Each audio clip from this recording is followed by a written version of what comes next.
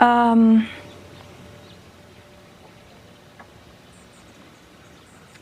just trying to decide if I'm comfortable even talking about that. This one's wife. Want a good laugh? Watch this. Hello, I'm H.G. Tudor. We all know this one's wife is deluded. We all know that part of her delusion is this repeated attempt to cause things to manifest. By thinking and believing in them, she thinks that it will actually occur. And it would appear to have infected Tamara Abraham, who is the fashion editor at The Telegraph, in this ridiculous piece that has been written about this one's wife, which encapsulates much of her deluded behaviour, which I'm sure you will find entertaining, along with the responses to this particular article. The Duchess of Sussex may divide opinion on many things, but one aspect of her life that most of us can agree on is that she has good style. What? Are you an idiot? You honestly think that most people agree that she has good style, Tamara Abraham? If you really are a fashion editor, resign with immediate effect, because either you have no idea about what you're writing, or if you think she's stylish, you don't understand style and shouldn't be a fashion editor.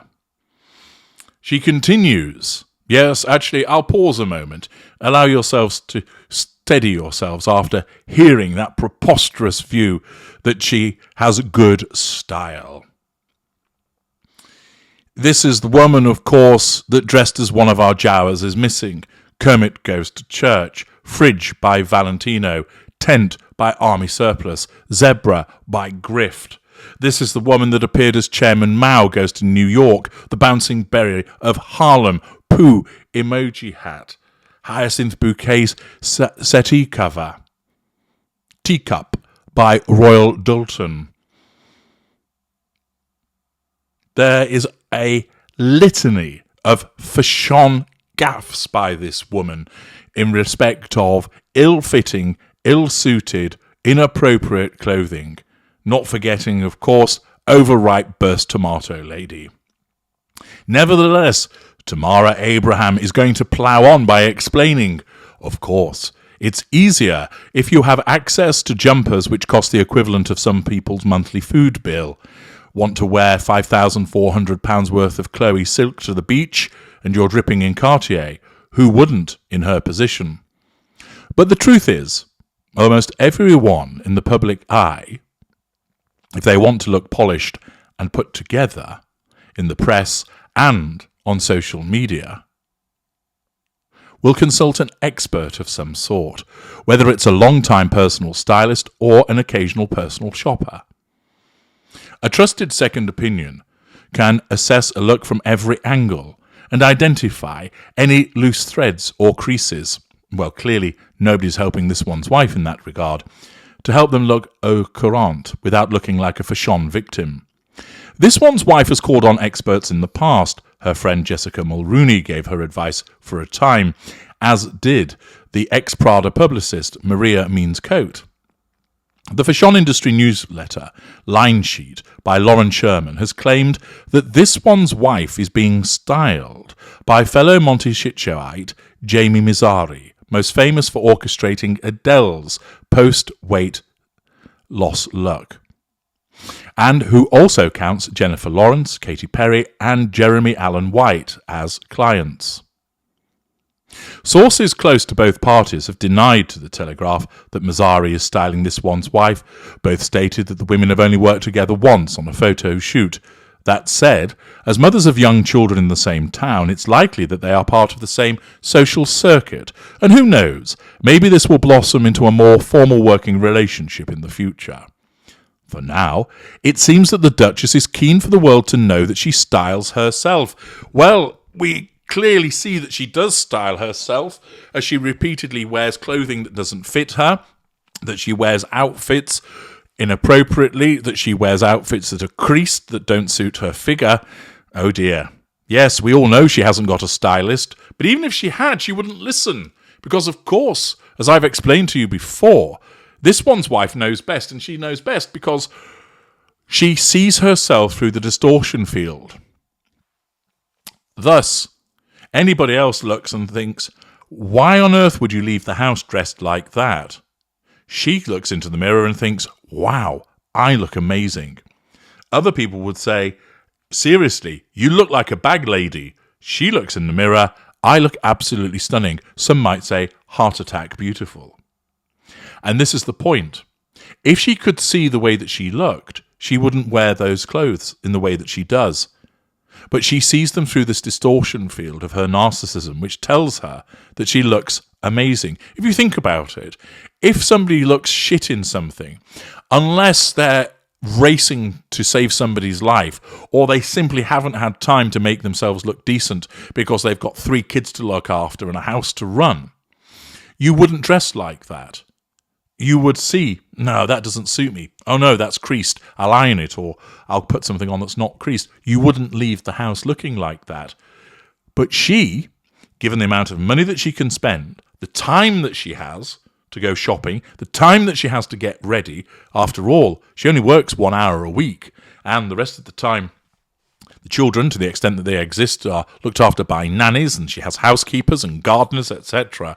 It's not like she's actually doing any chores. She's got all morning to get ready, and she still looks like shite. And the reason is that she doesn't see it, because her narcissism distorts her view of herself.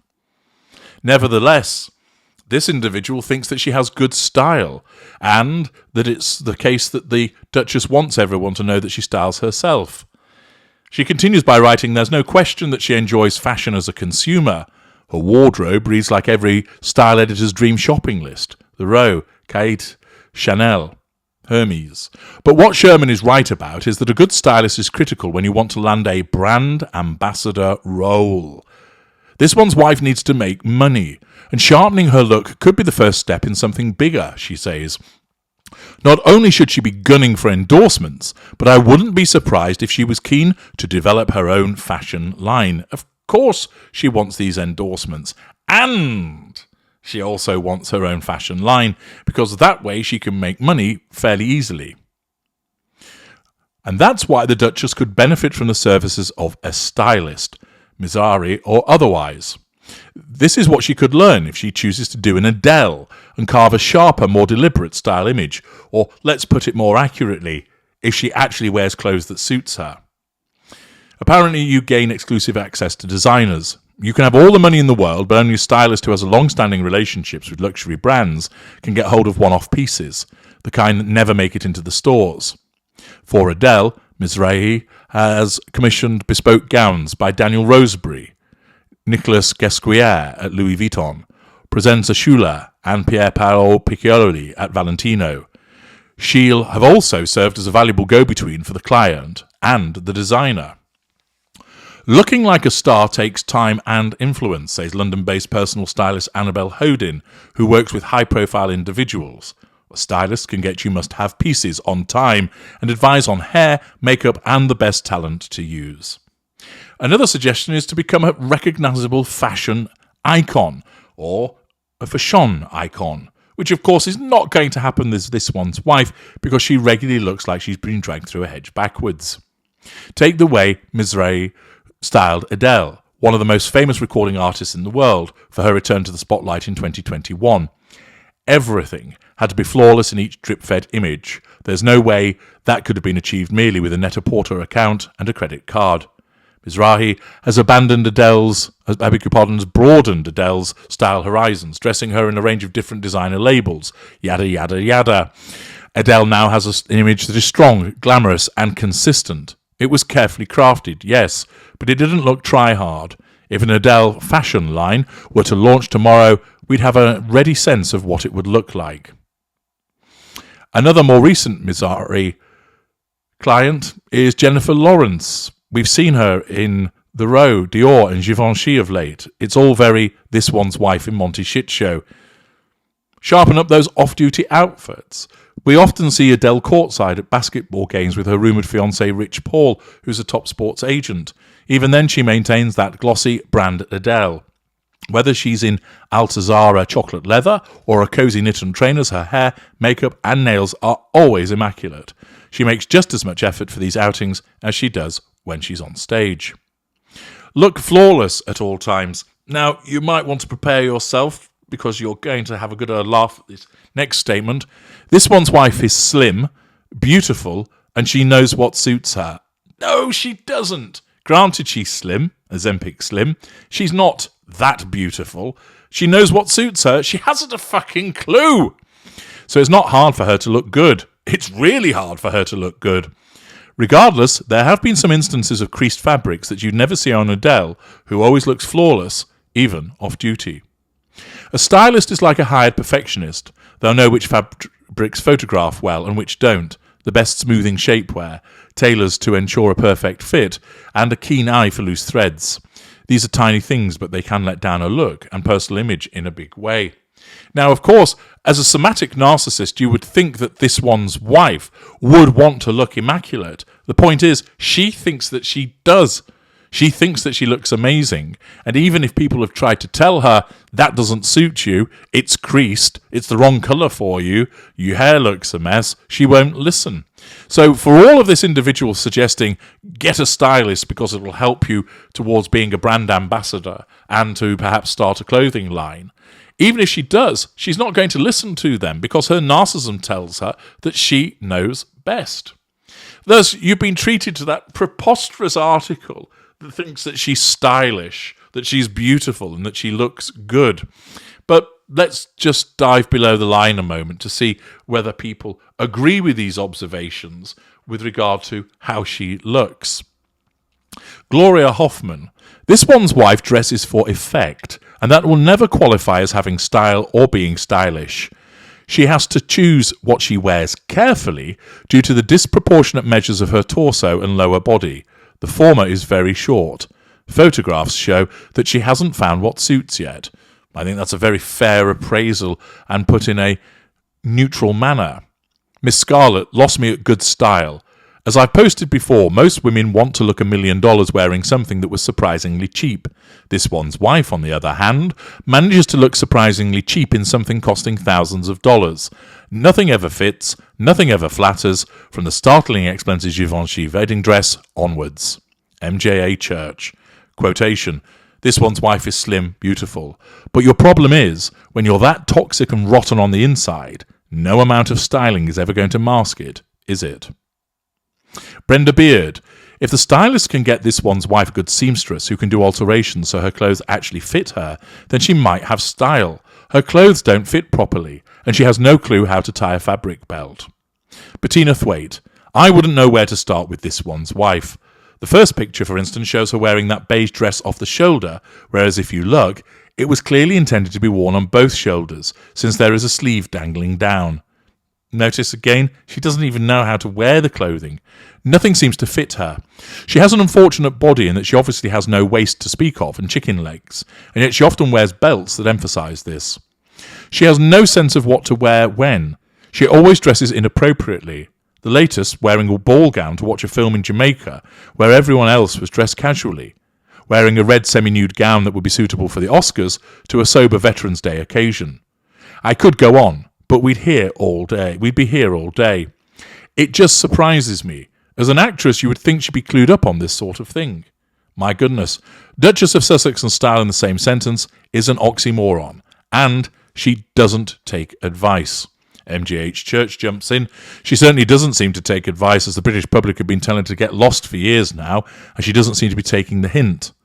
She doesn't need a stylist, she needs a cave into which to disappear quickly and permanently. Diane Brennan, she has no style. Bev Clark, the woman has zero style.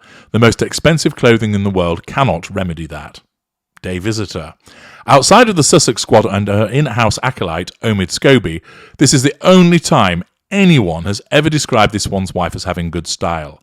The one thing everyone always comments on is her inappropriate, ill-fitting, and far too ornamental outfits. She aims for red carpet elegance, whether she's on a ski slope, with badly matched beige gloves and a refugee-looking lumpy poncho, or the huge silk ball gown for a dirty cinema seat. The squeezed out of a toothpaste tube or emerging from an envelope bare-shouldered look for the meeting with parents of bullied dead children was the ultimate cocktail gown to grab attention disaster. 7 beige and greige and sludge-tone bulky coats for teetering around the inflict on us games made sure that her alleged style was the main entertainment value. Not once did we see an interview with the veterans, just some backs of heads. I've no doubt that a large part of the divorce settlement will be provision for khaki, dust, mud and straw-coloured wardrobe items that are too long and trail along the floor. She has no sense of her own shape or height, but then again, the absence of style might in itself be a trademark of hers. B.C. Anderson. Sorry, don't agree. This one's wife has neither style nor class. She looks contrived most of the time. Layers of cashmere in summer in New York, clinging on to ginge, simpering at the camera, me, me, me. Simply not attractive. J.A. Turner. This one's wife suits casual and struggles with smart. Catherine Officer. This one's wife doesn't have style. As Iris Apfel said, you can buy fashion, style is something you possess. The impression I get from the parade of ill-fitting outfits that don't suit her body type is that this one's wife just likes buying expensive clothes. Louisa Napier. I don't think anyone thinks this one's wife has style. Sue MacFarlane. Style? Nothing she wears ever fits her very odd shape, and everything has flapping bits or weird additions or creased fabrics. If that's style, she can keep it. Christine Sanderson. She really needs to sort her hair out. It's looking very thin now. I expect all those extensions have pulled it out. Barbara McNeil. This one's wife is a terrible dresser. Nothing she wears ever fits her. Even her wedding dress, which was supposedly made to measure by none other than Givenchy, didn't fit or flatter her. How does that even happen? I suspect that most of her wardrobe is borrowed or rented and is sample-sized and made for tall models. That could explain why her clothing always looks too big, too baggy and too long. Look at just about every other celebrity, and you will see that their clothes are tailored to them. You don't notice it at first, because well-tailored clothes call attention to the wearer, not the outfit. With this one's wife, all you see are the wrinkles and the poor fit. I doubt she'd take the advice of a stylist. Well, Hills Wills. Nobody thinks this one's wife has good style. Nobody. Her clothes don't fit, and she dresses badly for her figure. And if you think she has good style, then perhaps you're in the wrong job writing such nonsense. A.B. She's so external, so false and patronising. Well, there you are. Comprehensive condemnation of the way that she dresses, and rather entertaining. To suggest that this one's wife has style must surely be a joke by the writer here. But once again, it provides me with an opportunity to explain to you that the reason that she looks so bad is a consequence of the distortion field of the somaticism of her narcissism. I'm H.G. Tudor. Thank you for listening.